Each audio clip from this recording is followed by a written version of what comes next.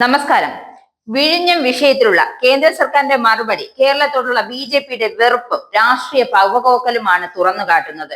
Viability gap fund പല മടങ്ങായി തിരിച്ചടച്ചേ തീരൂ എന്ന് കേന്ദ്രം വീണ്ടും അറിയിച്ചിരിക്കുകയാണ്. നാളെ ഇതുവരെയുള്ള നയത്തിൽ നിന്നുള്ള വ്യതിയാനമാണിത്.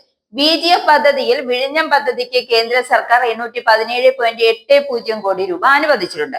വായ്പയായിട്ടല്ല, ഗ്രാന്റായിട്ടാണ് ബി.ജി.എഫ് നൽകുന്നതെന്നാണ് മന്ത്രാലയം ഇപ്പോൾ വ്യക്തമാക്കിയിരിക്കുന്നത്. ബി.ജി.എഫ് സംസ്ഥാന സർക്കാരും കേന്ദ്ര സർക്കാരും സംയുക്തമായി നൽകാൻ തീരുമാനിച്ചതാണ്. കേന്ദ്ര വിഹിതം 817.80 കോടിയും സംസ്ഥാന വിഹിതം 817.20 കോടിയും രൂപയുമാണ്. കേന്ദ്രം നൽകുന്ന തുക തുറമുഖ കമ്പനിക്ക് ലാഭവിഹിതം ലഭിച്ചു തുടങ്ങുമ്പോൾ 20% വെച്ച് കേന്ദ്രത്തിന് സംസ്ഥാനം നൽകണം എന്നതാണ് വ്യവസ്ഥ. ഇപ്പോൾ നൽകുന്ന തുക 817.80 കോടിയാണെങ്കിലും ഏതാണ്ട് 10,000 മുതൽ 12,000 കോടി രൂപയായി വരെ തിരിച്ചടക്കേണ്ടി വരും. അതായത് 15 വർഷത്തിനു ശേഷം തുറമുഖത്തിന്റെ വരുമാനത്തിൽ നിന്നും ബി.ജി.എഫിന് വർഷം തോറും തുക തിരിച്ചടയ്ക്കണമെന്ന് ധനമന്ത്രി നിർമ്മല സീതാരാമൻ മുഖ്യമന്ത്രി പിണറായി വിജയൻ അയച്ച കത്തിൽ പറഞ്ഞിരുന്നു. തിരിച്ചടവ് സംബന്ധിച്ച് യാതൊരു നിബന്ധനയും ഇല്ലാതെയാണ് കേന്ദ്ര സർക്കാർ തൂത്തുക്കുടി തുറമുഖത്തിന് ബി.ജി.എഫ് നൽകിയത്.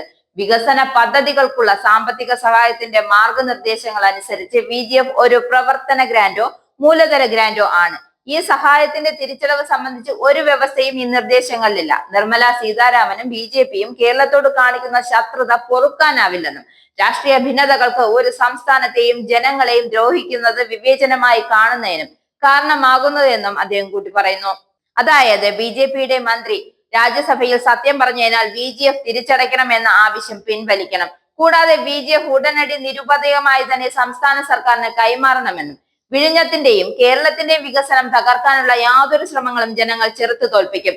വികസനത്തെ തടയിടാനുള്ള മോദി സർക്കാരിന്റെ ഒരു പണിയും ഇവിടെ ചെലവാകില്ല. അതിനെല്ലാം തടയിട്ട് കേരളത്തെ രക്ഷിക്കാൻ പിണറായി സർക്കാരുണ്ട്. അത് ജനങ്ങൾക്ക് സർക്കാർ നൽകിയ ഉറപ്പാണ്. അത് സർക്കാർ കാത്തു സംരക്ഷിക്കുക തന്നെ ചെയ്യും. അക്കാര്യത്തിൽ ഒരു സംശയവും വേണ്ട.